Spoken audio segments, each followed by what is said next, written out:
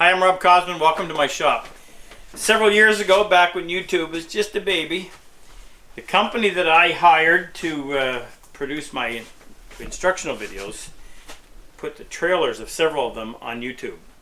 And the trailer for the one called the wood hinge box was really brief. And I've had lots of complaints over the years that it didn't tell you how to do it. Well, it wasn't intended to tell you everything, but I want to go through this today and show you a little bit more about this so you have a better grasp of exactly how this works. So if you haven't seen it before, I'll show you some examples. What we do is we make a hinge using a wooden dowel so that when it goes together, it disappears until you open it, and then you start to see all of the joints. Now this one I made using figured maple. Here's one that's made using bird's eye maple.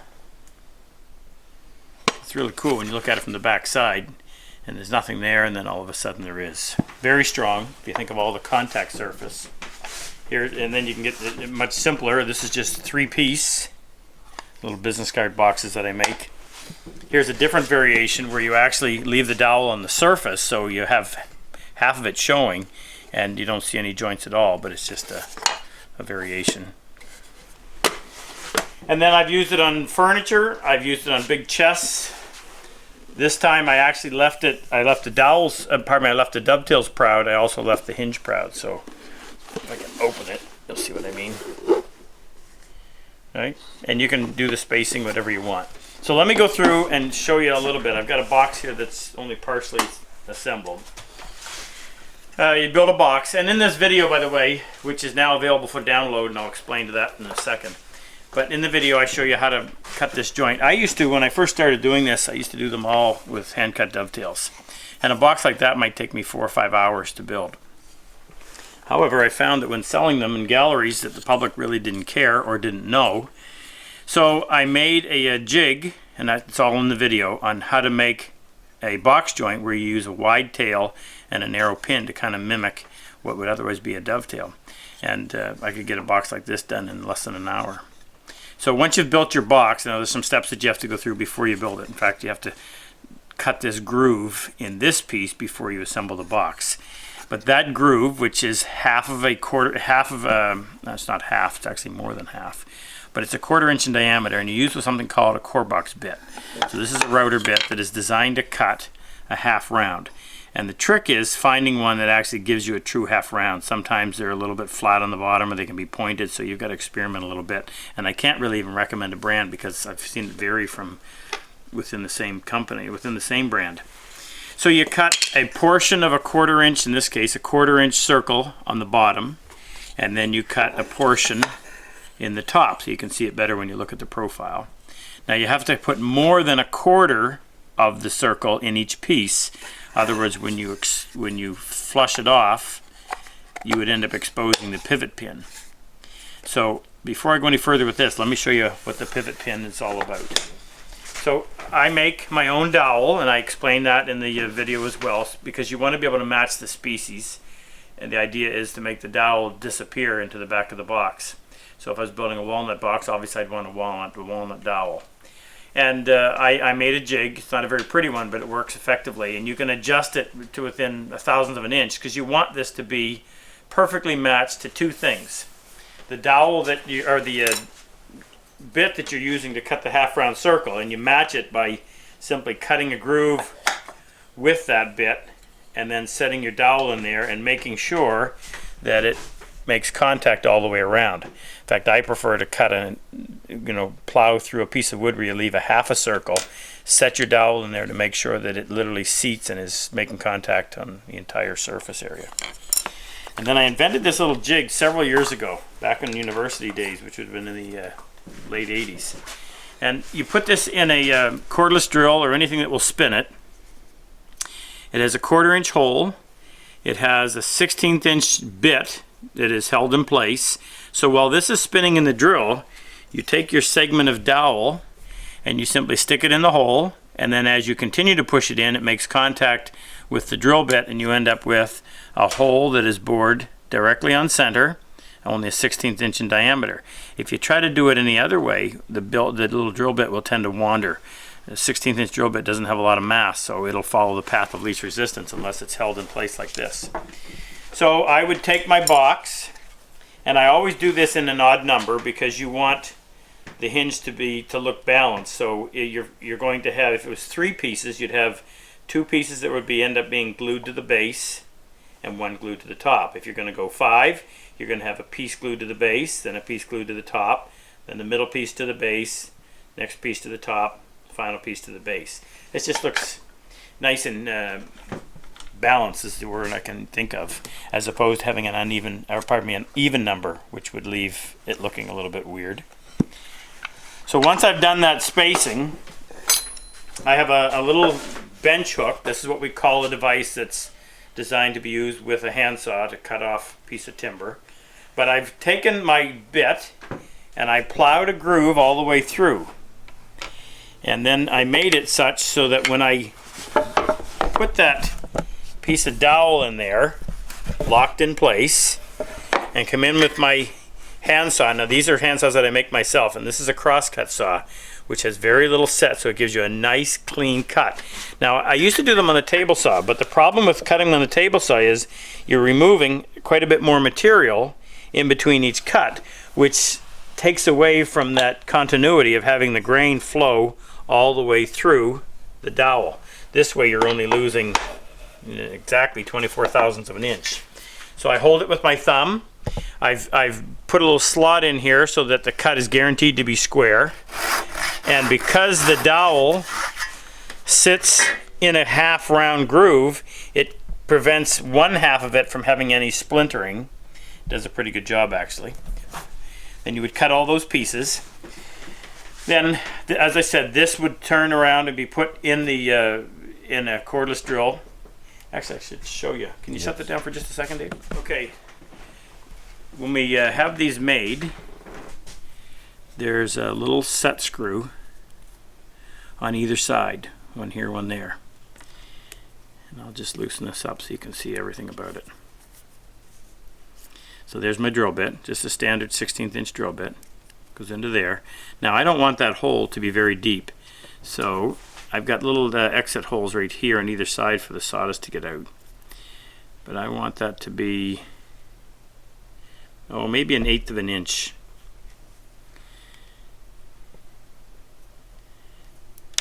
Oops. I'll put that back in. You don't have to make these super tight, they're just there to prevent. In fact, if you do make them super tight, you'll snap the drill bit. Yeah. This is just here to prevent it from turning.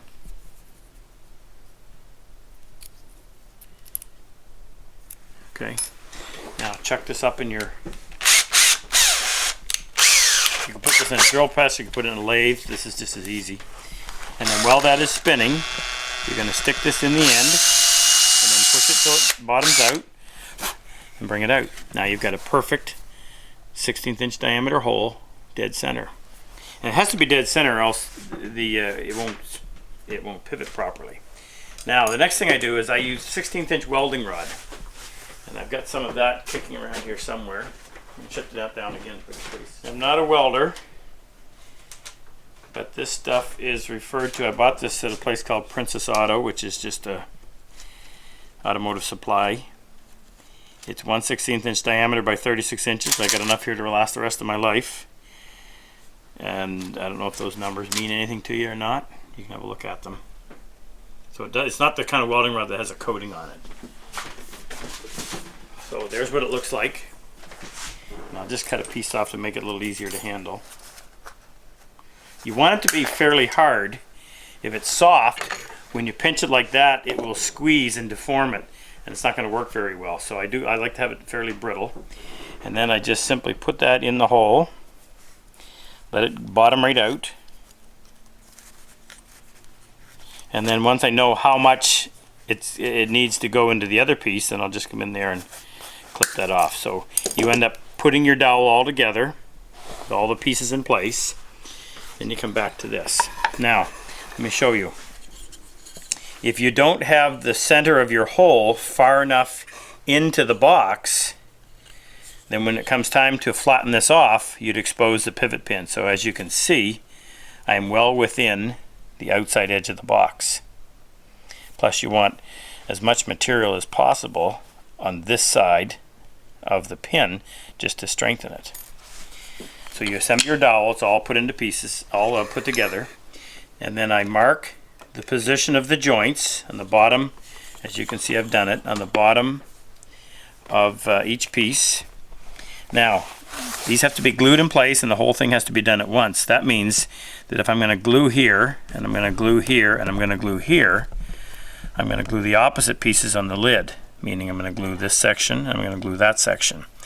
And glue is such that under pressure it's going to migrate, and if it does migrate, it may very well go over and seize the part that should be free moving.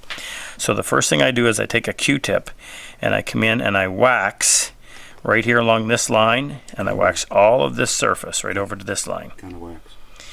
Any kind of wax, actually, paste wax.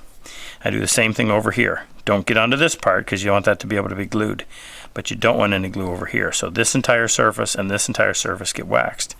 On the top, actually, you know what? These things don't line up, but I don't know why. Must have been using it for demonstration.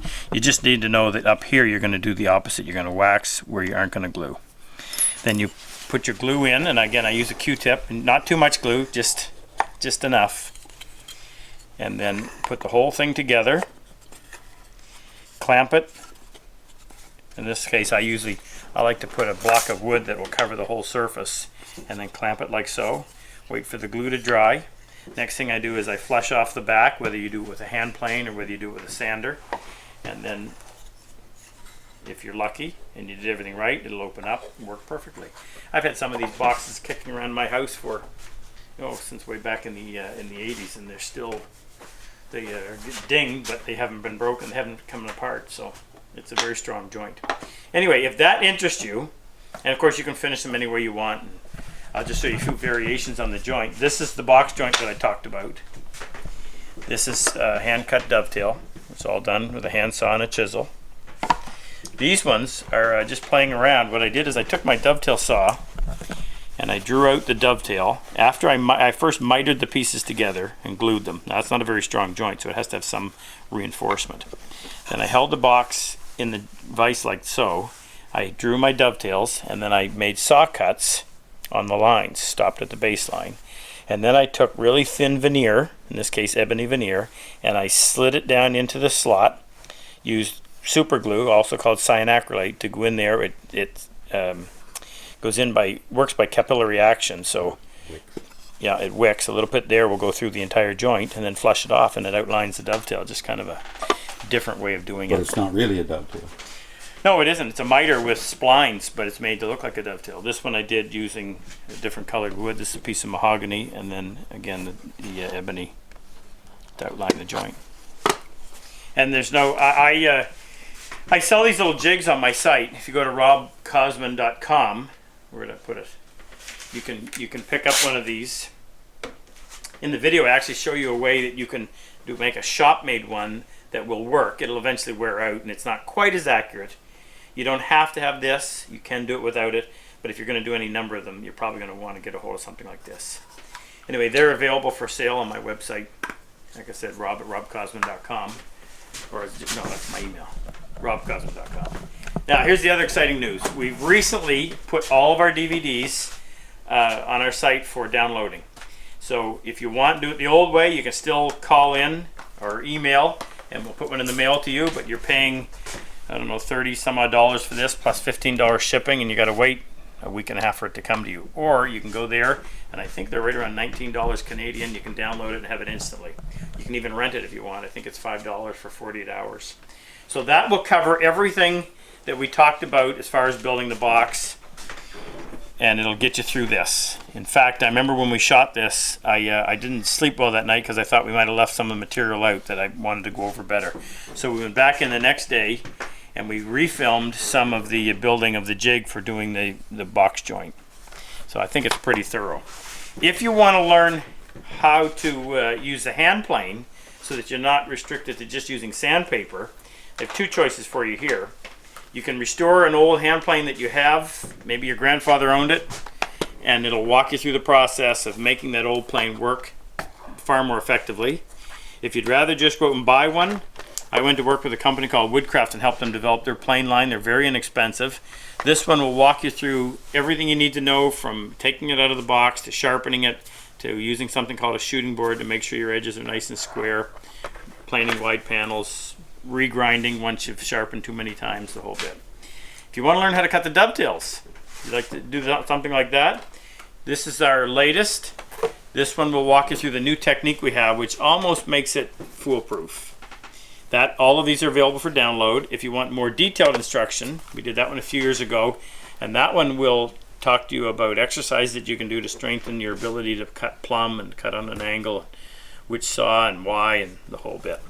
And chiseling is a very important skill when it comes to woodworking, and unfortunately most folks have trouble with both sharpening and using. And the using problem comes from having it not properly sharpened. So that'll go through and tell you what to look for when you buy chisels, and how to go in there and grind the proper angle, and then most importantly how to prepare them and how to sharpen. And the sharpening time on the chisel is usually somewhere between 8 to 12 seconds, so it doesn't take a long time. Anyway, hope you enjoyed this. Make some boxes. I love doing this. You can use pieces of wood that would otherwise be thrown in the garbage because they're so small, and turn into something really pretty like that, whether you sell them or whether you give them to family or friends, they'll be cherished. Okay, enjoy it. See ya.